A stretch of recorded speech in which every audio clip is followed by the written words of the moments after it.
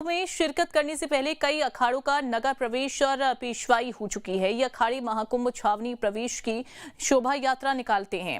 गुरुवार को सन्यासी परंपरा के श्री शंभू पंच अग्नि अखाड़े की पेशवाई हुई, जहां महाकुंभ मेला छावनी में प्रवेश शोभा यात्रा बैंड बाजू के साथ बड़े ही धूमधाम से निकाली गई, जिसमें अखाड़े का वैभव दिखा।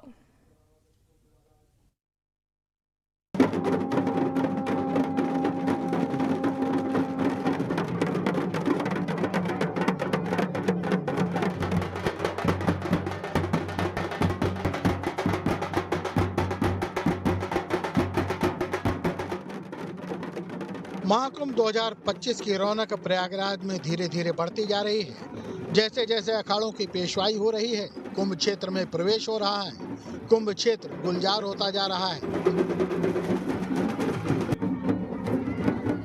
गुरुवार को श्री शंभू पंच अग्नि अखाड़े की पेशवाई निकाली गई। श्री शंभू पंच अग्नि अखाड़े की पेशवाई देखते ही बन रही थी। आगे आगे बैंड बाजे अपनी धुन बजाते जा रहे थे और पीछे पीछे शाही अंदाज में शोभा यात्रा निकल रही थी। अग्नि अखाड़े की आज छावनी प्रवेश की यात्रा निकल रही है। पहले तो आप यात्रा देखिए कि आगे महामंडलेश्वर पदाधिकारी मौजूद है। वो सवार के साथ साथ इस बार हाथी भी देखने को मिल रहा है, जिसमें महामंडलेश्वर शामिल होकर के यात्रा निकाल रहे हैं। हम किस तरीके से आज आप छावनी प्रवेश कर रहे हैं, कौन कौन शामिल हुआ है महामंडल से, कितने महामंडल से शामिल हुए हैं? ये श्री शंभू पंच अग्नि अखाड़े की मंगल छावनी यात्रा प्रवेश है, जिसे हम पेशवाई कहते हैं। अनंत माधव मंदिर से आचार्य महामंडलेश्वर श्रीमद रामकृष्णानंद जी महाराज, महामंडलेश्वर एवं तमाम साधु संत ब्रह्मचारी श्रीमान सभी अखाड़ों के पदाधिकारी भी सब सम्मिलित हुए एवं अनेक भक्तवृंद सम्मिलित हुए, जिसमें आज कुंभ का आगाज तो हो गया, लेकिन आज हमारे देवता अपने अग्नि अखाड़े में प्रवेश कर रहे हैं। हमारी वेद माता गायत्री को आज हम छावनी में प्रवेश कराएंगे। इसके बाद आज से हमारे सारे कार्य प्रारंभ हो जाएंगे। सुबह 11 बजे चौफटका स्थित अनंत माधव मंदिर से अग्नि अखाड़े की पेशवाई यानी महाकुंभ छावनी प्रवेश शोभा यात्रा अग्नि अखाड़े के पीठाधीश्वर स्वामी रामकृष्णानंद की अगुवाई में निकाली गई। अग्नि अखाड़े की पेशवाई में सबसे आगे जहां अखाड़े की धर्मध्वजा शान से फहरा रही थी, अग्नि अखाड़े की पेशवाई में सनातन का अद्भुत और अलौकिक वैभव नजर आया।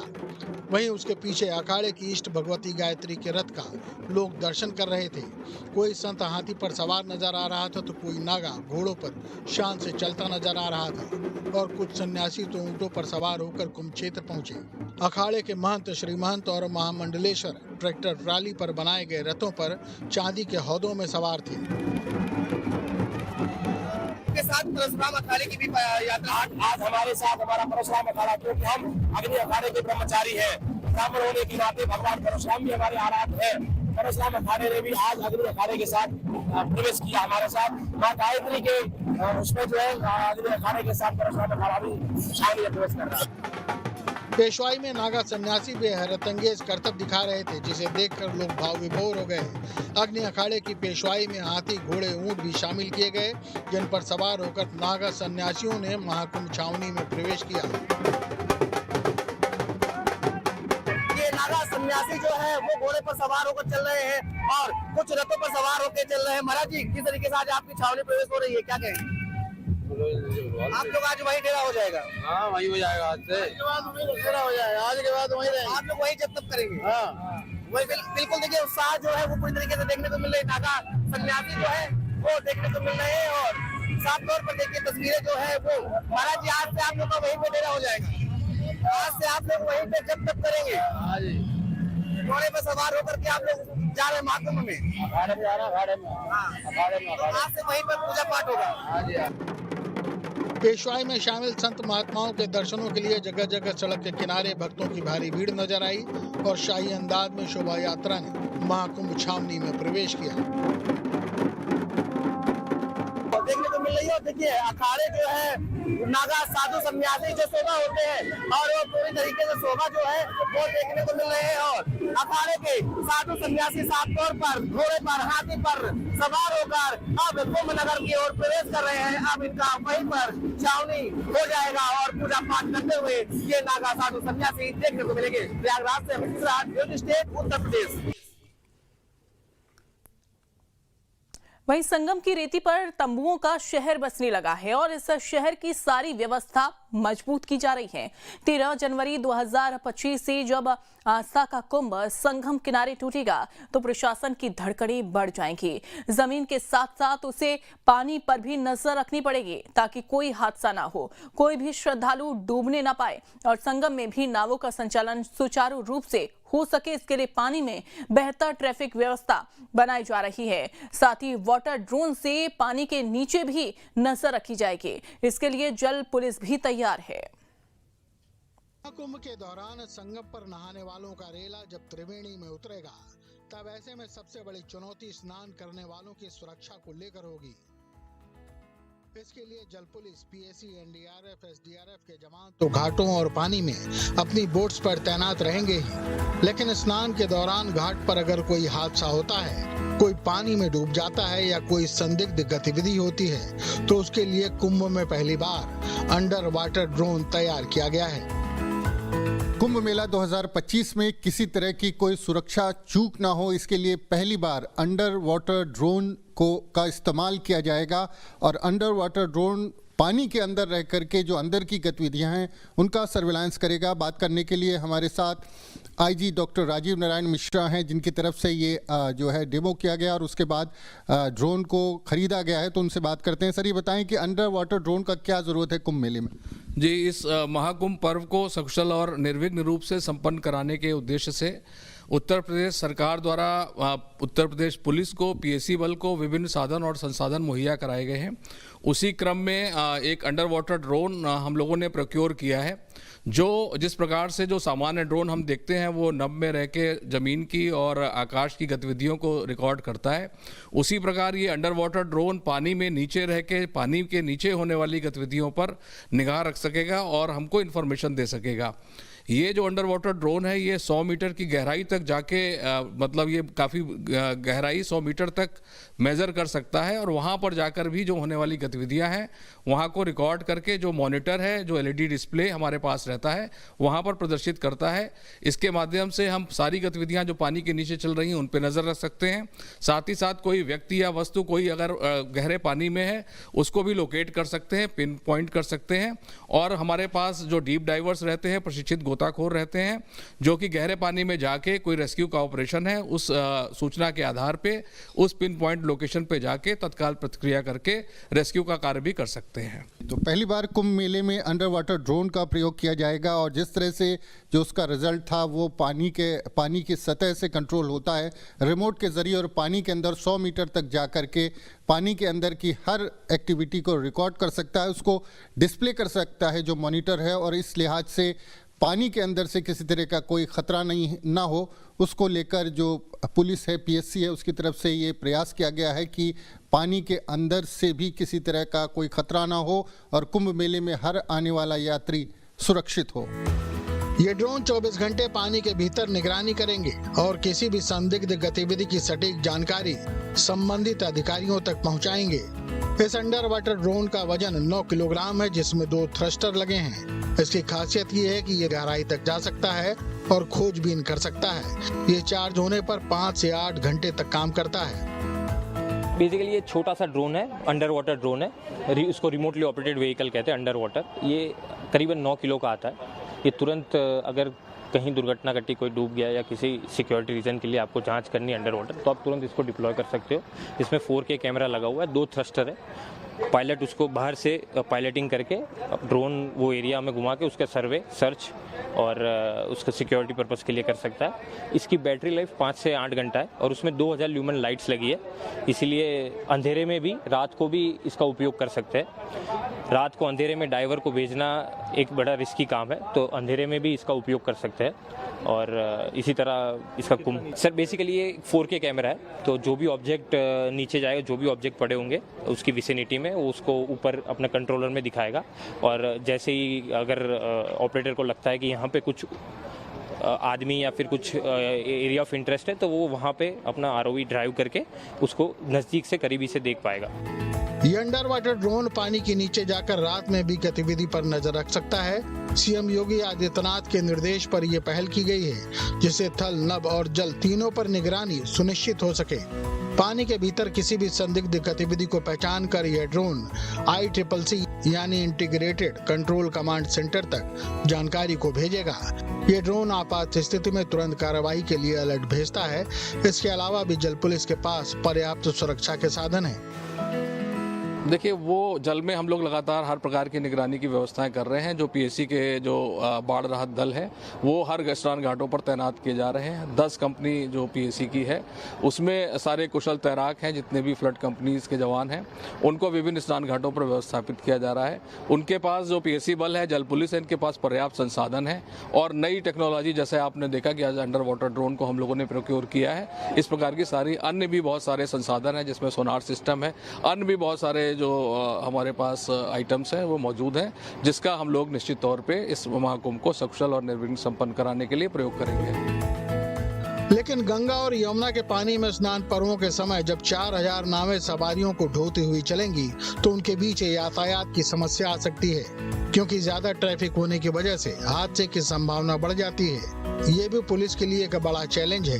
लिहाजा इस बार जल पुलिस ने श्रद्धालुओं की सुरक्षा को देखते हुए पानी के ऊपर ट्रैफिक नियम बनाकर बाकायदा 4 किलोमीटर का ट्रैफिक लाइन बनाया है, ताकि श्रद्धालुओं को सुरक्षा प्रदान की जा सके। महाकुंभ में आने वाले श्रद्धालुओं के लिए जहां पर सड़कों पर यातायात प्रबंधन की तैयारी की गई है, तो वहीं अब नाव जो चलती है उन पर भी यातायात प्रबंधन की गई है। जल में भी यातायात नियंत्रण होगा। उसके लिए आप देखिए, सबसे पहले ये देखिए जल पुलिस जो है वो तैनात की गई है और जल पुलिस जो है वो तैनात की गई है और यहाँ पर ये पूरी तरीके से निगरानी जो है वो करती नजर आ रही है। अगर हम बात करें तो महाकुंभ में 50 स्नान घाट में 12 किलोमीटर लंबे जल यात्रा मार्ग पर नदी यातायात प्रबंधन योजना लागू की गई है। इसमें जल यातायात प्रबंधन सुचारू रूप से चलाने के लिए 4 किलोमीटर लंबी रिवर लाइन का निर्माण किया जा रहा है और रिवर लाइन जो है वो पतली सी लाइन आपको देखने को मिलेगी, जिस पर साफ तौर पे अगर बात करें तो वो ट्रैफिक जिस तरीके से आपको लाइनें जो है सड़क पर चलने के दौरान बताती है, उसी तरीके से ये ट्रैफिक लाइन जो है, नाव जो है कि दाहिने चलना है, बाएं चलना है, कहां से मुड़ना है, कहां पर नाव को लगाना है, क्योंकि हजारों की संख्या में नाव जो है उनका यहाँ पर संचालन होता है। यही नाव जो है वो श्रद्धालुओं को ले जाने का मार्ग करती है। अब देखिए ये जो नाव है ये लाइन से चलती जा रही है और ये ट्रैफिक लाइन जो है वो सामने आपको ट्रैफिक लाइन जो है वो देखने को मिलेगी और ये ट्रैफिक लाइन जो है यही लगाया गया है। इस ट्रैफिक लाइन के माध्यम से ही आवागमन जो है वो होगा। और अगर बात करें तो यहाँ पर बीच में कहीं यू टर्न नहीं ले सकते हैं, कहीं से घूम नहीं सकते हैं, कहीं से नाव इधर उधर नहीं जा सकती है। सड़क डिवाइडर और ट्रैफिक चौराहों की तरह ही जल पुलिस फ्लोटिंग रिवर लाइन पर ध्यान देगी। यमुना नदी में 4 किलोमीटर लंबी रिवर लाइन बनाई जा रही है, जिसमें से 500 मीटर की रिवर लाइन बनकर तैयार हो चुकी है। डीप वाटर बैरिकेडिंग बॉक्स से ये रिवर लाइन बन रही है। देखिए, हम लोगों ने ये जो वाटर ट्रैफिक है, अभी जो आपको पीछे ये बोट्स दिखाई दे रही है, इनकी संख्या निरंतर बढ़ती जा रही है और बढ़ेगी। हमारा टारगेट है कि हम कम से कम 4000 बोट को, जब तक कि पीक डेज नहीं है तब तक हम चलने देने का प्रावधान कर रहे हैं। और ऐसी स्थिति में सभी की सेफ्टी और सिक्योरिटी के लिए कि ताकि बोट कैप्साइजिस ना हो सके, आपस में टकरा कर गिरने की संभावनाएं सबसे ज़्यादा रहती है, इसको अवॉइड करने के लिए हम लोगों ने एक ट्रैफिक लाइन्स डेवलप की है। इसको रिवर लाइन सिस्टम कहते हैं। रिवर लाइन लगाकर हम वन यूनिडायरेक्शनल मूवमेंट करा रहे हैं कि एक साइड से हम इसको एंट्री करा रहे हैं संगम नोच की तरफ, और बीच से सारे जो दो आप देख रहे हैं 2 लाइनें बनी हुई है, उन दोनों लाइनों को के बीच से हम लोग उसको रिवर्स कराएंगे। जब संगम स्नान करा के लोग वापस जाएंगे तो बोट को उसके थ्रू जाना पड़ेगा। इससे क्या है कि आपस में कोई टकराहट की संभावना नहीं रहेगी। 50 स्नान घाटों वाले 12 किलोमीटर के क्षेत्र को जल बैरिकेडिंग प्रणाली से सुरक्षित किया गया है, जिसमें जाल के साथ फ्लोटिंग ब्लॉक शामिल हैं। जल पुलिस की कुछ नावें पानी में तैनात होकर चौराहे का भी काम करेंगी, जहां से ट्रैफिक पर नजर रखी जा सकेगी। रही बात चौराहे की जो आप कह रहे हैं, तो नॉट एग्जैक्टली चौराहा ऐसे नहीं बना रहे हैं हम, लेकिन हम बीच बीच में कुछ पॉइंट्स बना रहे हैं और वहाँ पे अपनी बोट्स जो हमारी रेस्क्यू बोट और मोटर बोट्स हैं जल पुलिस की, हमारे संगम की, उनको हम स्थापित कर रहे हैं, जिससे कि वो एज अ एक्टिव बीच में लोकेटर की भूमिका में रह सके और ट्रैफिक को इजीली कन्वे करा सके। हमारे पास कई सारे नाव घाट हैं जहाँ से बोटें संचालित होंगी। सारे नाव घाट यमुना में ही अवस्थित है। आप देख रहे हैं इसके पीछे ये जो अरेल का घाट है, पीछे सरस्वती घाट है, मौजगिरी आगे है, इस तरह के कई घाट है, बोट क्लब है। यहाँ से ज़्यादातर नावों का संचालन हम लोग करने के लिए परमिट कर रहे हैं। तीर्थयात्रियों की सुरक्षा सुनिश्चित करने के लिए पीएससी की 10 कंपनियों में 800 प्रशिक्षित कार्मिक, एसडीआरएफ के 150 सदस्य, एनडीआरएफ की 12 टीमों के अलावा जल पुलिस के 35 प्रशिक्षित गोताखोरों की एक कोर टीम शामिल है, जो प्रबंधन और बचाव कार्यों का समन्वय करेगी। महाकुंभ में 700 नावों पर सुरक्षा कर्मी 24 घंटे लोगों पर निगरानी रखेंगे। 12 किलोमीटर के क्षेत्र में महत्वपूर्ण बिंदुओं पर फैले 17 सब स्टेशनों के अलावा एक फ्लोटिंग ट्रैफिक कंट्रोल स्टेशन भी स्थापित किया जाएगा। प्रशिक्षित गोताखोर डूबने की स्थिति में ऑक्सीजन की पूर्ति के लिए ऑक्सीजन सिलेंडर भी साथ लेकर चलेंगे। पूरी तरीके से अगर बात करें तो कुंभ में जिस तरीके से लगभग 40 करोड़ से अधिक श्रद्धालु आस्था की डुबकी लगाने आएंगे, तो उनकी सुरक्षा और यातायात प्रबंधन जो कि जल में देखने को मिलेगा। इस बार महाकुंभ में जल प्रबंधन में यातायात देखने को मिल रहा है और जल में भी किस तरीके से यातायात सुचारू रूप से चल सके, किसी प्रकार से कोई दुर्घटना न हो, इसको लेकर के मेला प्राधिकरण के साथ साथ जल पुलिस भी पूरी तरीके से तैयार है और तैयारियों में ये महाअभियान देखने को मिल रहा है। तो कुंभ नगरी में यात्रियों की सुरक्षा के लिए भी व्यापक इंतजाम देखने को मिल रहे हैं। प्रयागराज से अमित मिश्रा, न्यूज स्टेट, उत्तर प्रदेश। महाकुंभ 2025 को भव्य, दिव्य और नव्य बनाने के लिए यूपी व्यापक स्तर पर तैयारी कर रहा है। वहीं मध्य प्रदेश महाकुंभ मेले के शुभारंभ में अब महज 1 महीने का समय ही रह गया है। साल 2012 के महाकुंभ के मुकाबले इस बार 3 गुना से अधिक श्रद्धालु और पर्यटक प्रयागराज पहुंचेंगे और यूपी की रोडवेज बसों पर इन्हें लाने के लिए जिम्मेदारी जो है वो सौंपी गई है, जिसके लिए पूरी तरीके से रोडवेज तैयार है।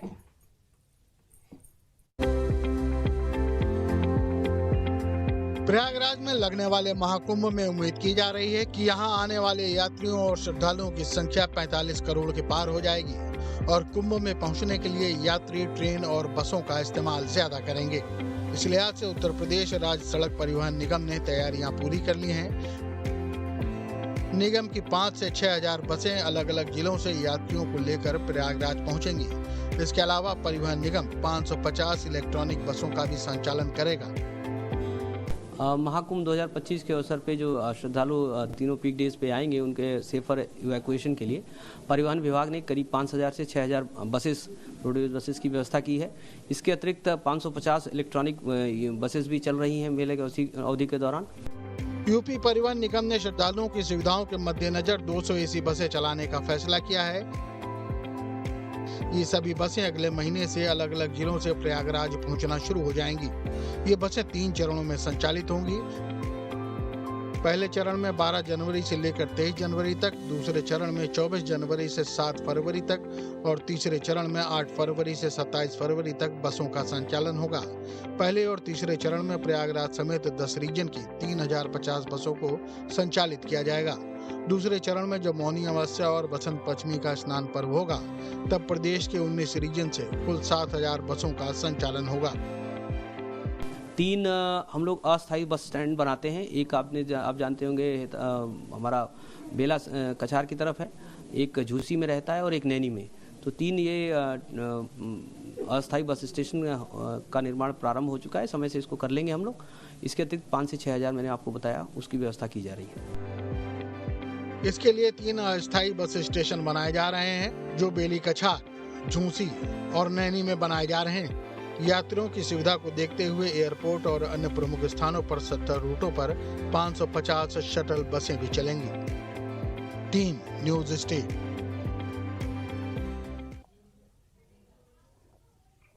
यूपी के प्रयागराज में महाकुंभ की तैयारियां तेज हैं। यहां जनवरी से महाकुंभ की शुरुआत होगी। वहीं प्रयागराज के बाद बाबा महाकाल की नगरी उज्जैन में महाकुंभ होगा। सिंहस्थ कुंभ मेला को लेकर तैयारियां क्या हैं, देखिए रिपोर्ट।